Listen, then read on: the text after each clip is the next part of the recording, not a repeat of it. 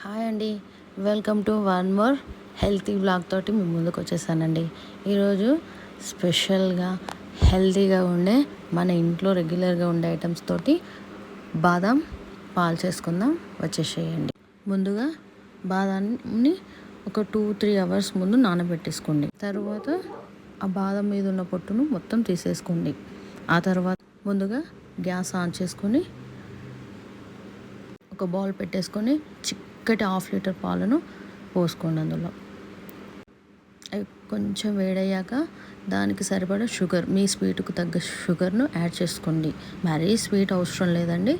ఇప్పుడు ముందుగా ఒక మిక్సీ జార్ను తీసుకొని మనం నానబెట్టి పొట్టు తీసుకున్న బాదంను అందులో వేసుకొని గ్రేవీలాగా రావడానికి కొన్ని పాలు, కొన్ని ఇలాచీలు వేసి మిక్సీకి వేసేయండి. దాన్ని మెత్తగా పేస్ట్ లాగా చేసుకున్నాక ఆ మిశ్రమాన్ని మరుగుతున్న పాలలో వేసేయండి. తర్వాత కాసేపు దాన్ని కలపండి. అలాగే కింద పాలు అడగంటకుండా చూసుకోండి. తర్వాత కొన్ని బాదం పలుకులను అందులో వేసుకోండి. ఇందులో నేను వేసిన బాదం పలుకులు వీడియో మిస్ అయిపోయిందండి, మీరు అందులో వేసేసుకోండి. తర్వాత దాన్ని బాగా చల్లారనివ్వండి. పూర్తిగా చల్లారిపోవాలి. మినిమం ఒక 1/2 అవర్ 1 అవర్ వరకు బయట పెట్టేసుకోండి.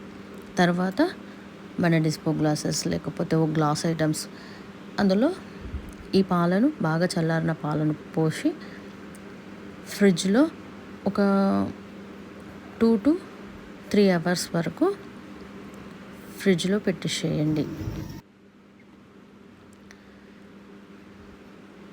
ఫ్రిడ్జ్లో పెట్టినాక ఒక 2 అవర్స్ నుంచి 3 అవర్స్ వరకు డీప్ ఫ్రిడ్జ్లో పెట్టేసేయండి. బాగా చల్లగా అవుతున్నాయి కదండి, చాలా బాగుంటాయి.